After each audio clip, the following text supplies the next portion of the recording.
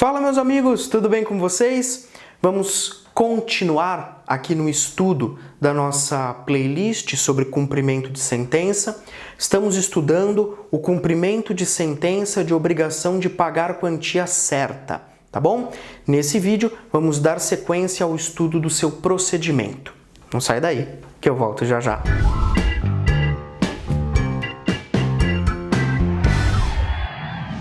Muito bem, meus amigos, então aqui estamos dando sequência ao nosso estudo sobre a fase de cumprimento de sentença. O vídeo anterior foi um vídeo muito importante porque no começo nós traçamos aí um panorama dos diferentes procedimentos de cumprimento de sentença que o Código de Processo Civil trabalha. Tá? Vimos que são 5, né? Depende aí do tipo de obrigação e nós estamos estudando o primeiro deles, né?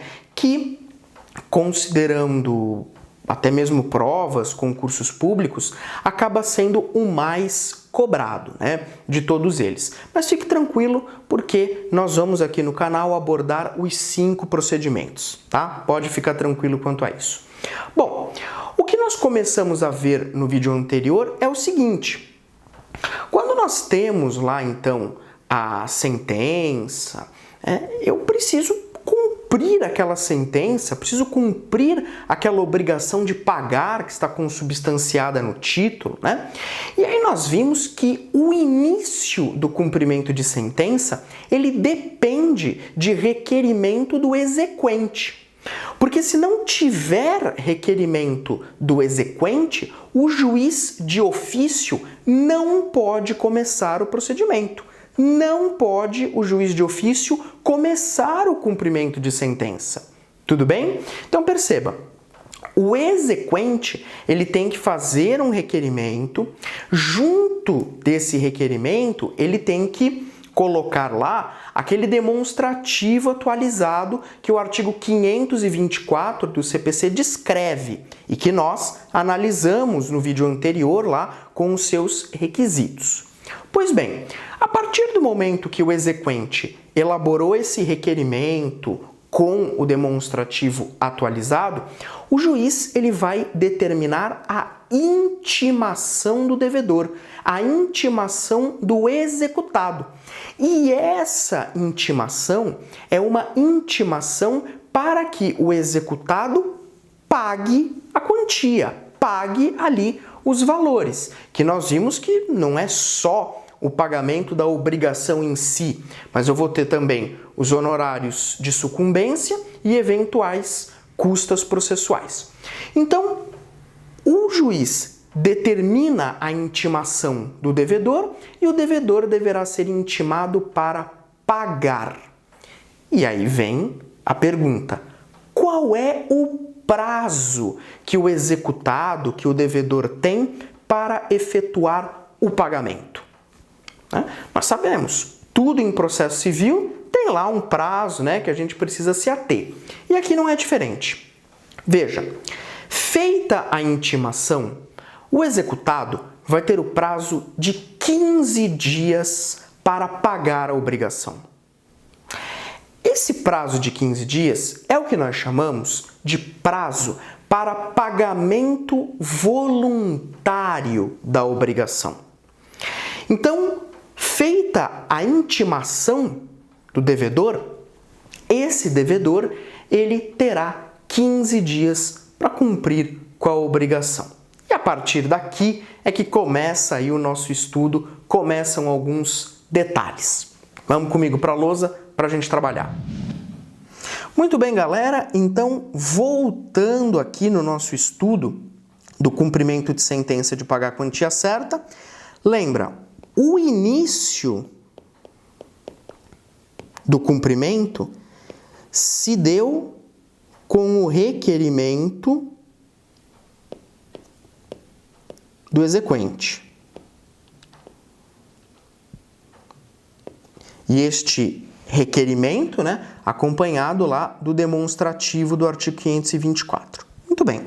Na sequência, o juiz determina a intimação do devedor. A intimação do devedor, do executado. Pois muito bem. Como essa intimação foi feita? A partir de agora, o devedor ele terá um prazo de 15 dias para realizar o chamado pagamento voluntário,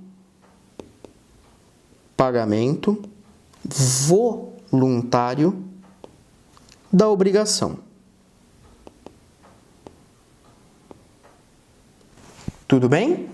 Então agora ele vai ter esse prazo para pagamento voluntário, para pagamento espontâneo aí da obrigação.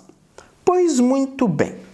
Primeira pergunta que eu faço, e essa aqui, hoje o assunto já está mais pacificado, já está bem mais tranquilo, mas quando o Código de Processo Civil 2015 entrou em vigor, isso aqui gerou uma polêmica muito grande. Pergunto, qual é a natureza deste prazo? Qual é a natureza desse prazo de 15 dias? Ou seja, este prazo de 15 dias, ele é um prazo processual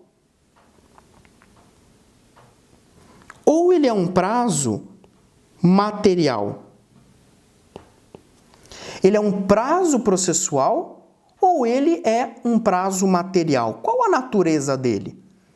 Talvez você esteja se perguntando, poxa, professor, mas afinal de contas, na prática, essa discussão tem relevância? Resposta, é claro que tem relevância. Claro que tem relevância, tem muita relevância. Sabe qual é a relevância disso? A contagem, a forma de contagem. Prazo processual, você a essa altura do campeonato já está careca de saber que prazo processual é contado em dia útil, na forma do artigo 219 do CPC. Então, prazo processual é contado em dia útil. Por sua vez, o prazo de natureza material é aquele contado em dia contínuo. Tudo bem? Então, a diferença é muito relevante, porque influencia na contagem. Bom, no começo, isso aqui tinha, sem sombra de dúvida, muita relevância essa discussão. Hoje o assunto foi pacificado e a vencedora é a natureza processual. Aqui, natureza processual. Este prazo tem natureza processual. Então, são 15 dias, eu vou acrescentar aqui, úteis. 15 dias úteis. Tudo bem? Isso, inclusive, já foi decidido pelo STJ, tá? Isso já foi decidido pelo STJ.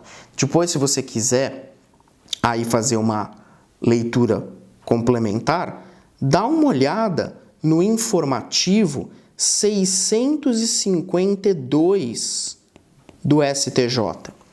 Tá lá, no informativo 652 do STJ, você vai encontrar o prazo do artigo 523, que é esse que nós estamos estudando, né? Prazo para cumprimento voluntário da obrigação tem natureza processual. Por via de consequência, contado em dias úteis, tá? E esse posicionamento do STJ é acompanhado pela doutrina amplamente majoritária.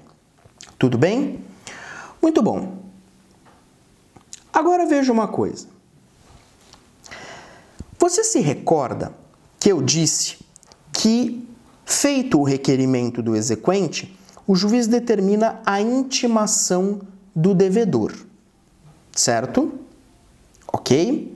Pois bem, você tem que saber que essa intimação aqui, ela será feita na pessoa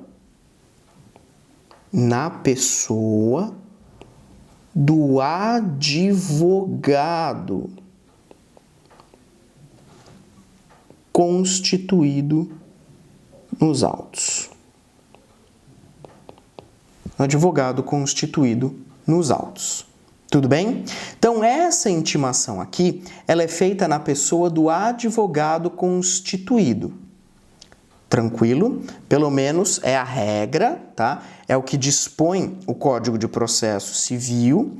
E isso é muito importante porque a partir do momento que essa intimação ela é feita na pessoa do advogado e não da parte devedora, né? O advogado acaba tendo um ônus aí, porque o advogado ele vai precisar comunicar o cliente. E aí, na verdade, o advogado ele vai ter que acabar dando duas notícias péssimas para o cliente, né? A primeira notícia que ele tem que dar é que eles perderam a ação. Então, um resultado desfavorável. E a segunda notícia, também péssima para dar para o cliente, é que ele tem 15 dias para pagar aí a obrigação. Tudo bem? Então, sem sombra de dúvida, essa intimação na pessoa do advogado é um detalhe muito importante, tá? Aliás, eu quero só conversar com vocês mais um pouquinho sobre essa intimação, tá? Porque conforme eu acabei de falar, a regra geral, ela é feita na pessoa do advogado. Mudei de tela aqui só para deixar mais organizado, tá? Então, essa intimação é feita na pessoa do advogado e aí é devidamente publicada, né, no Diário Oficial Eletrônico ou então por e-mail, tá? Acontece o seguinte, essa aqui é a regra geral, tá? Como regra, essa intimação deve ser feita na pessoa do advogado. E aí vai ser publicada no Diário Oficial Eletrônico, né, ou então por e-mail. Agora, excepcionalmente, essa intimação, ela poderá ser pessoal, tá? Excepcionalmente, essa intimação, ela será feita de forma pessoal.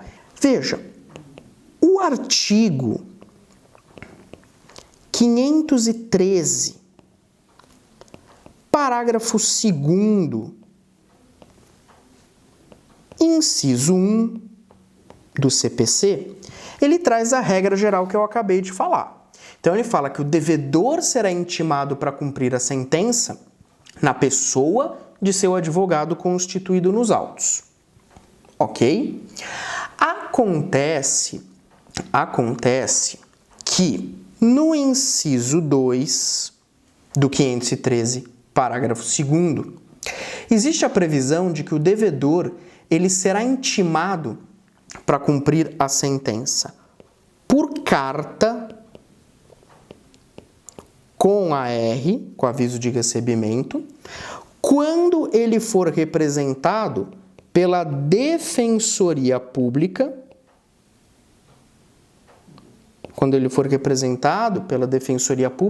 ou quando não tiver advogado constituído nos autos. Tudo bem? Então, esse inciso 2 aqui, ele traz uma exceção, né? Ele traz uma exceção. Quando eu tiver aí a Defensoria Pública, ou então quando o réu estiver sem advogado. Quando o réu estiver sem advogado. Então, regra geral, a intimação é feita na pessoa do advogado. Excepcionalmente, ela será pessoal se o réu estiver representado pela Defensoria Pública ou não tiver advogado, tá? Ou não tiver advogado, e tome cuidado com o seguinte, porque se o réu ele foi citado por edital,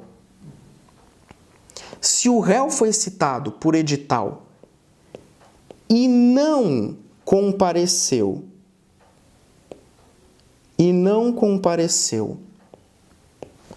à fase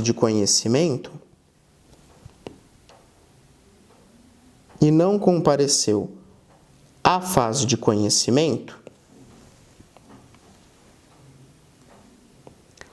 sua intimação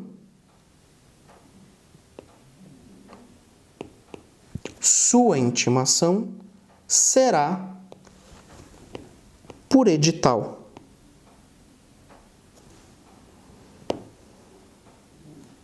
Sua intimação será por edital.